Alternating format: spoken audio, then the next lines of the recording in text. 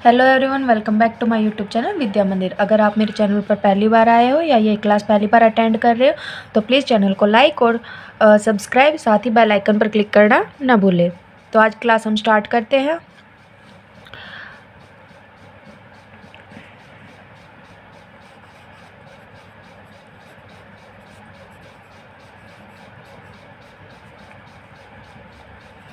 तो हमारा जो सब्जेक्ट है वो क्या है? तो हमारा सब्जेक्ट है ज्योग्राफी।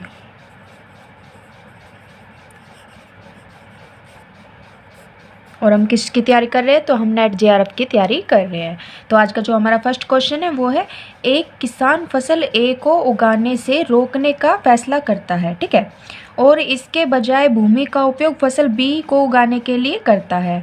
फसल ए को न उगाने से होने वाले संभावित लाभ की मात्रा किसान का प्रतिनिधित्व करती है, ठीक है। क्या कह रहा है कि एक किसान है जो कि फसल ए को उगाने से रोकने का फैसला करता है, ठीक है। जो फसल उगाता है वो नहीं, मतलब उसको रोक रहा है, उसको नहीं उगाना चाहता अब, और इसके बजाय भूमि का उपयोग फसल बी को उगाने के लिए करता है, यानी कि वो किसी और फसल को उगाने के लिए भूमि यूज़ कर रहा है, ठीक है। तो फसल ए को न उगाने से, जो फसल ए वो जो उगाता था उसको न उगाने से होने वाले संभावित लाभ की मात्रा, जो फसल ए के होने से जो उसे लाभ होता था उसकी जो लाभ की मात्रा किसान का प्रतिनिधित्व करती है, ठीक है। A farmer decides to stop growing crop A and instead used the land to grow crop B. The amount of potential profit lost by not growing crop A represents the farmers। तो जो किसान की जो ए फसल उगाने से जो कि उसे लाभ होता था वो बी के फसल उगाने से होगा या नहीं होगा, मतलब ये तो हमें अनुमान लगा सकते हैं, है ना। तो इसका करेक्ट आंसर क्या होगा? तो ऑप्शन दिए होंगे, तो उसमें जो करेक्ट आंसर होगा वो होगा अपॉर्चुनिटी कॉस्ट, ठीक है, यानी कि अवसर लागत। जो उसको लाभ मिलेगा उसे क्या कहेंगे? तो उसे अपॉर्चुनिटी कॉस्ट यानी कि अवसर लागत कहेंगे, ठीक है। देन हमारा नेक्स्ट क्वेश्चन है, क्वेश्चन क्या है? भारत में संपूर्ण नियोजन तकनीक द्वारा तैयार किए गए मॉडल पर आधारित थी। The entire planning technique in India had been based on the model prepared by, ठीक है। भारत में जो संपूर्ण नियोजन तकनीक द्वारा तैयार किए गए मॉडल पर आधारित थी, तो वो किसके, जो संपूर्ण नियोजन तकनीक है वो किसके, इंडिया क्या कह रहा है? द एंटायर प्लानिंग टेक्निक, संपूर्ण नियोजन तकनीक इन इंडिया यानी कि भारत में had been based on the model prepared by. तो ये किसके द्वारा प्रिपेयर्ड किया गया था ये मॉडल? तो ये किया गया था पीसी महालनोबिस, ठीक है, पीसी महालनोबिस, ठीक है, पीसी महालनोबिस, ठीक है। तो इसका करेक्ट आंसर क्या होगा? पीसी महालनोबिस, ठीक है। भारत में जो संपूर्ण नियोजन तकनीक द्वारा तैयार किए गए मॉडल पर आधारित थी, तो वो पीसी महालनोबिस द्वारा जो मॉडल तैयार किया गया था उस पर आधारित थी। देन हमारा नेक्स्ट क्वेश्चन है, तो क्या क्वेश्चन है? कश्मीर की घाटी के बीच है, ठीक है। The well of Kashmir lies between, तो कश्मीर की घाटी के बीच क्या है? तो पीर पंजाल एंड जास्कर रेंज, ठीक है। जो पीर पंजाल और जो जास्कर रेंज है वो कश्मीर घाटी के बीच है। द नेक्स्ट क्वेश्चन है हमारा, तो क्वेश्चन क्या है? हमारा नेक्स्ट क्वेश्चन है, भारत के कुल लौह अयस्क उत्पादन का लगभग 85% भाग किससे है? About 85% of the total iron and production of India is from. तो जो भारत का जो कुल लौह अयस्क उत्पादन है उसका लगभग 85% जो भाग है वो किससे है? तो वो है कर्नाटका और ओडिशा, ठीक है। ऑप्शंस के हिसाब से है, ऑप्शन अगर कर्नाटका और ओडिशा दिया हुआ है उसमें, ठीक है। वैसे तो कर्नाटका देन उसके बाद छत्तीसगढ़ आएगा, ठीक है, लेकिन ऑप्शंस में छत्तीसगढ़ नहीं था, उसमें कर्नाटक और ओडिशा दिया हुआ था। तो वैसे याद रखना, अगर छत्तीसगढ़ आए तो कर्नाटक और छत्तीसगढ़ करना, लेकिन अगर छत्तीसगढ़ नहीं दिखा रहा है तो आप ओडिशा कर देना, कर्नाटक एंड ओडिशा, ठीक है।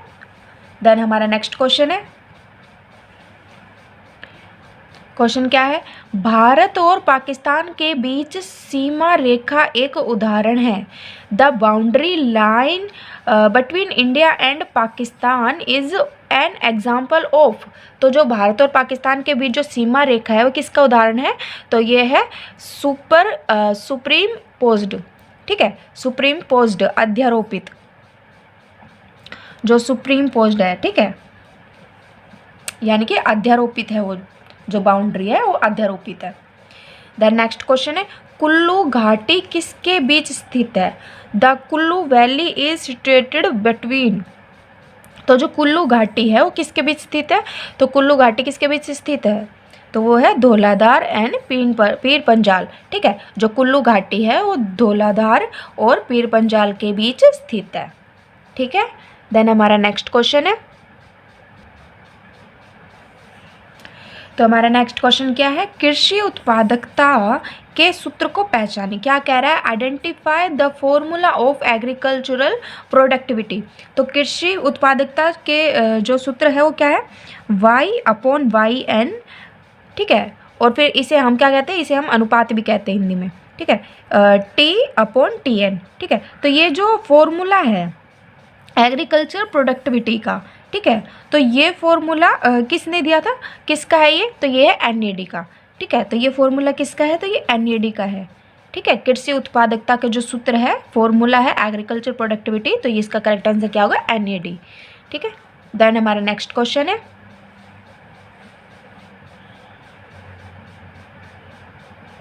तो हमारा क्वेश्चन क्या है, हमारा क्वेश्चन है match the list first with list second, ठीक है, तो लिस्ट फर्स्ट में क्या दिया हुआ है, तो लिस्ट फर्स्ट में बुक दी हुई है, ठीक है, ये बुक्स दी हुई है, और जो लिस्ट सेकंड है उसमें क्या है, उसमें ऑथर दी हुई है, यानी कि लेखक, ठीक है, लिस्ट फर्स्ट में बुक्स है और लिस्ट सेकंड में ऑथर है, तो हमें इसके करेक्ट पेयर्स बनाने हैं, ठीक है। तो जो ए है हमारा बुक्स में वो क्या है, ए किताबल अथर, ठीक है, किताबल अथर, बी है किताब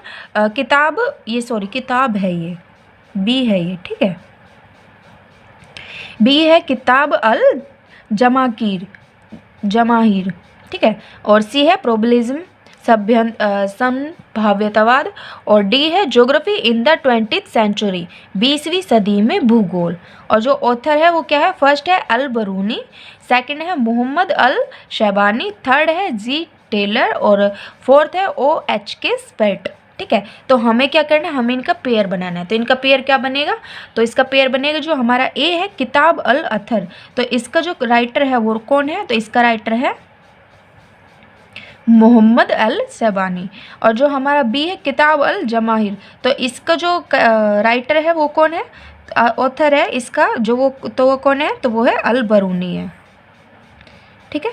और फिर हमारा प्रोबेबिलिज्म, तो प्रोबेबिलिज्म किसका है, ये भूत आता है, प्रोबेबिलिज्म किसका है, संभाव्यतावाद, तो ये है OH स्पेट, ये क्वेश्चन बहुत मतलब इसके बारे में बहुत पूछा जाता है, ठीक है। और जो हमारा डी है geography in the 20th century, 20वीं सदी में भूगोल, तो ये किसका है, तो ये है जी टेलर,